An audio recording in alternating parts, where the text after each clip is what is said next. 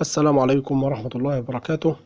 كنا نزلنا فيديو يا جماعة لصوت الموتور التاير اللي كان معانا، وطلبنا من الناس تتوقع معانا السبب، وناس كتير اتوقعت السبب، وفي ناس قالت ترس التقسيمة، وفي ناس قالت المسامير بتوع المغناطيسة، وناس تاني قالت العيب هنا بيلة البي ال متاكلة خالص وبايظة، والخبطة دي في الكرنك.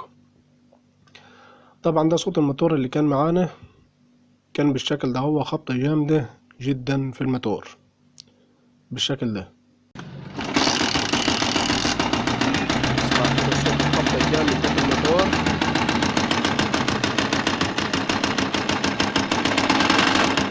سامع صوت غريب جدا وخبطة جامدة جدا في الموتور.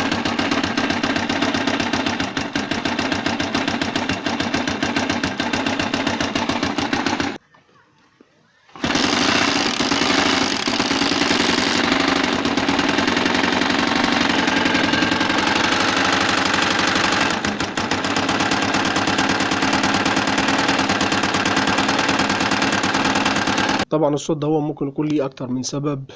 ممكن يكون بسبب تروس التقسيمة، برضه في ترس متكسر فيهم فعامل معانا الخبطة دي، وممكن يكون عمود البلية بتاعته بايظة خالص، وممكن يكون الكرنك المغناطيسة أو مكان الخابور متاكل، ففي بوش في المغناطيسة أو الخابور نفسه مكسور، فعامل معانا الرزعة الجامدة دي في المكنة.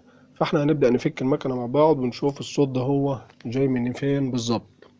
وقبل ما نفك النص اللي فوق بتاع المكنة هنبدأ نفك وش الكهرباء، لأن كده كده في معانا شوية ترشيح هم زي ما انت شايف. هنغير الجوان ونلم شوية الترشيح دول، فاحنا هنبدأ بوش الكهرباء عشان خاطر نطمن الأول على المغناطيسة، وبعد كده نبدأ نكمل باقي المكنة. هفك المسامير بتوع الوش وافك الغطا بتاع المارش عشان وقت الفيديو، وارجع اكمل معاكم. وكده بعد ما فكيت مسامير وش الكهرباء وطلعت الوش بتاع المارش، هبدأ اسحب الوش زي ما انتم شايفين كده بالظبط قدام حضراتكم. وهنبص هنا في المغناطيسة هنشوف هل فيها لقة او فيها بوش جامد بسبب الخابور.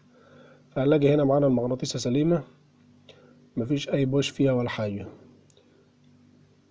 اهو بالشكل ده، هو مفيش اي تبويشة في المغناطيسة، والمغناطيسة مظبوطة مفيش فيها اي مشكلة. هنبدأ بقى هنبدأ نفك المكنة واحدة واحدة عشان نشوف ايه السبب اللي عمل الصوت ده هو معانا. طبعا انا هفك الشكمان هطلعه خالص، وهفك غطا التكهات عشان وقت الفيديو، وارجع اكمل معاكم. وكده بعد ما فكيت الشكمان وفكيت غطا التكهات، هنبدأ هنا اول حاجة نبص عليها. هنلاحظ ان التكيه بتاع الحريق ده هو مبوش جامد بالشكل ده هو، والصامولة بتاعته مربوطة من تحت. معنى كده ان في بوش جامد في التكيه، والصامولة بتاعته مربوطة من تحت. عندنا التكيه التاني مظبوط. هنفك عروسة التكهات ونشوف. عندنا 3 مسامير في عروسة التكهات بيكونوا 12 لقمة 12 زي كده، وهنبدأ نفكهم ونشوف.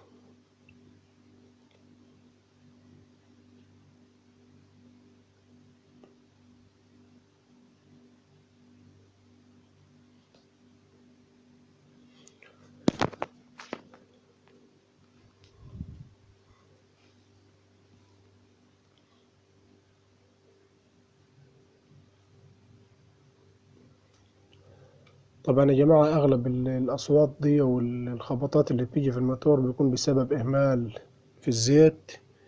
بيكون مطول على الزيت جدا في تغييره، هو مش بيغير زيت المكنة اللي فين وفين، فبالتالي الزيت بيبوظ معانا ولزوجته بتخف، فبيعمل مشاكل معانا جامدة في المكنة وفي التروس. فياريت محدش ما تتأخرش على غير الزيت، وغير المكنة في ميعادها، وما تأهملش في غير الزيت بالذات، لأن الزيت أساس المكنة. طول ما الزيت عندك مظبوط وكويس هتلاقي المكنة مظبوطة معاك مفيش فيها أي مشكلة. كده بعد ما فكينا عروسة التكهات هنبص في العروسة مكان الأسياخ وهنشوف. طبعا هنا العروسة طالعة معانا سليمة مفيش فيها أي مشكلة. هنبدأ بقى نرفع السخين بتوع التكهات ونشوفهم برضو. وهنا زي ما انت لاحظت كده في كسر في السيخ بتاع التكاه، والبلية بتاعته طايرة اهو بالوضع ده هو. وطبعا الكسر ده هو 90% نزل، الحتة اللي اتكسرت دي نزلت على تروس التكسيمة، فكسرت ترس او ترسين في تروس التكسيمة، وفضلت حتة من الرايش دي بين التروس، فعملت معانا الخبطة الجامدة دي في الموتور. هنبدأ نفك وش السلندر او الخزنة عشان نشوف الدنيا فيها ايه من تحت، ونبص على تروس التكسيمة. فكيت طبعا انا الاربع جبطان هنا ورفعتهم، وفكيت المسمار بتاع الشواكيش، وهبدأ ارفع وش السلندر بالشكل ده هو. وهنا هنبص على كل قطعة في المكنة احنا وبنفك، هنلاحظ ان الصباب بتاع البنزين فيه تآكل وساقط لجوه، والصباب التاني بتاع الحريق جافف شوية وعليه كربون بالشكل ده هو. فاحنا هنغير الصبابات دي خالص ونظبط مكانها. بعد كده هبدأ ارفع السلندر. طبعا في مسمارين 8 الناحية التانية نفككهم عشان وقت الفيديو. هنبدأ نرفع بالشكل ده هو، وهنبص برضو في السلندر، هنلاقي السلندر فيه تسليك خفيف خالص، مش هيضر معانا في اي حاجة.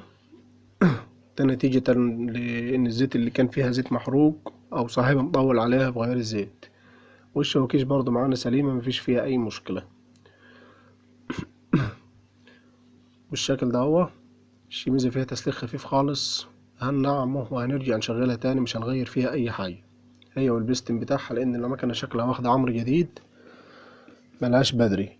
لون البستم قاعد عليه اهو، البستم اللي راكب فيها بستم حراري، واللون قاعد باين فيه. فكيت التيلة بتاعة البستم وهبدأ اسحب البنز بالشكل ده هو، وهطلع البستم عشان ابص على عمود البي ال واتأكد هل في حاجة ولا لا.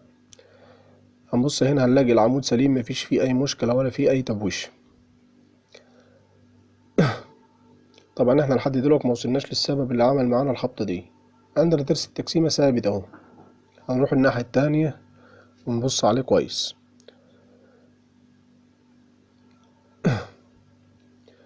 طبعا هنا الترس مفيش فيه اي تبويش، سليم 100%، مفيش اي بوش فيه. ولكن هل التروس بتاعته سليمة ولا لا؟ هنبدأ نلف الترس ونشوف. وهنا بالشكل ده اهو زي ما احنا قلنا، في ترس، في سنين مكسورين من اسنان ترس التكسيمة. وده طبعا الكسر ده حصل بسبب الحتة اللي وقعت او القطعة اللي وقعت من سيخ التكهات، نزلت على تروس التكسيمة وعملت حتى دجرة معانا في الكرنك بالشكل ده هو. فهنلاقي فيه تروس متكسرة في ترس التكسيمة ده، وترس التكسيمة الصغير برضه هنلاقي فيه تروس متكسرة. الرايش ده نزل بين الترسين، وفي جزء فضل منه، فالمكنة عملت معانا الخبطة الجامدة دي. طبعا كل ما تيجي على الرايش دي اللفتين الترس يجوا على الرايش ده هتعمل معانا الخبطة الجامدة دي. وهنبص هنا برضه هنلاقي فيه سنون تاني متاكلة أو متكسرة بالشكل ده هو في ترس التكسيمة. وده برضو زي ما احنا قلنا بسبب الرايش او الحتة اللي وقعت من سيخ التكهات نزلت على تروس التكسيمة، فعملت معانا المشكلة دي كلها. وفي دجرة هنا معانا اهو لو تلاحظ في تروس التكسيمة عشان خاطر الاسنان المتكسرة فيهم. وهنلاقي برضو الترس اللي تحت، الترس الصغير بتاع التكسيمة، فيه تكسير برضو نفس القصة.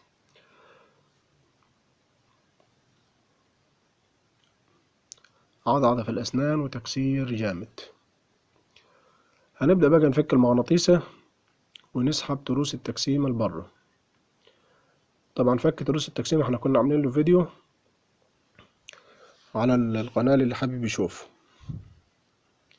طريقة فكه وسحب تروس التكسيمة وسحب الترس الصغير بالزرينة، موجود فيديو على القناة تقدر تشوفه لو حابب.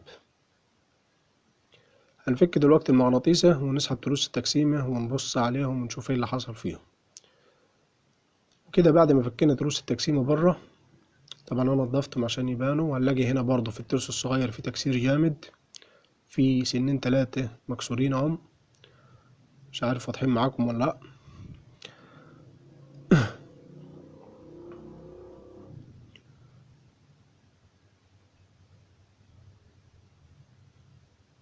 عضعضة جامدة في التروس اهو زي ما انت شايف كده، وتكسير في ترسين او 3 من تروس التكسيمة، وهم دول اللي عاملين معانا الخبطة الجامدة اللي كانت في صوت الموتور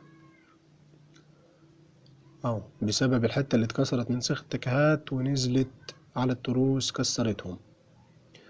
طبعا احنا هنا هنبدأ نغير تروس التكسيمة. هنجيب طقم تروس تكسيمة يكون نظيف استنضف في الخامة يا جماعة، وهنركب الشميزة بتاعتها زي ما هي، مفيش فيها اي مشكلة، ممكن نغير لها الشمبر بس. وهنغير طقم الصبابات عشان طبعا خاطر الصباب اللي هو كان متاكل معانا صباب البنزين، واحنا كده كده فكين، فما ينفعش نسيب فيها حاجة. هنقفل المكنة ونرجع نسمعكم صوتها. وكده بعد ما قفلنا الموتور طبعا غيرنا تروس التكسيمة وغيرنا جوز سياخ التكهات وغيرنا الصبابات عشان كان فيهم صباب بالبنزين متاكل، ورجعنا المسمار ده مكانه زي ما كان. هنبدأ دلوقتي طبعا ندور الموتور مع بعض ونشوف الزيت رافع ولا لا، ونسمع صوته مع بعضين.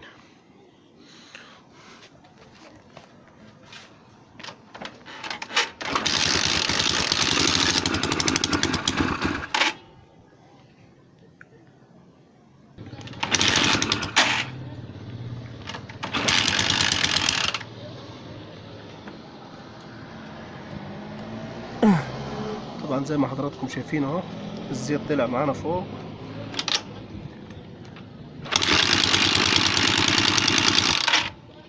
الزيت طلع معانا كده بالشكل ده.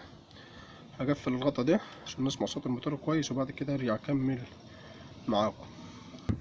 بعد ما قفلت غطا التكيهات عشان خاطر صوت الماسورة بتاعت الجهاز ده هو كانت عاملة صوت معانا. هندور الموتور مع بعض ونسمع صوته ونشوف ايه اللي حصل فيه.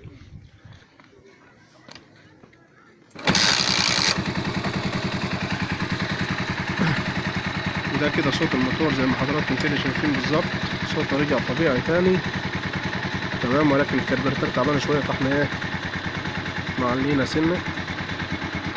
وطبعا تكفيل احنا كنا مقفلين الموتور التايجر ده اكتر من مرة قبل كده، فما حبناش ننزلوه عشان ما نضيعوش وقت حضراتكم بالفاضي. اللي حابب يشوف تكفيله في على القناة اكتر من فيديو لتكفيل الموتور التايجر.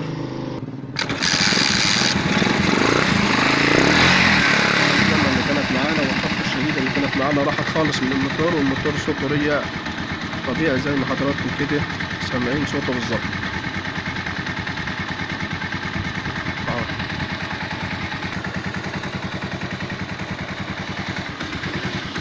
الخبطة اللي كانت راحت فيه خالص، ولكن هنا الكربيراتور عندنا تعبان شوية محتاج ان هو يتغير، فهنشوف ممكن نغيره ولا لا. احنا بنحكي بس بموضوعنا النهارده موضوع الخبطة اللي كانت في الموتور راحت خالص، وده صوت الموتور الطبيعي. كده نكون وصلنا لنهاية الفيديو، ورب يكون عجبكم واستفدتوا منه، والسلام عليكم ورحمة الله وبركاته.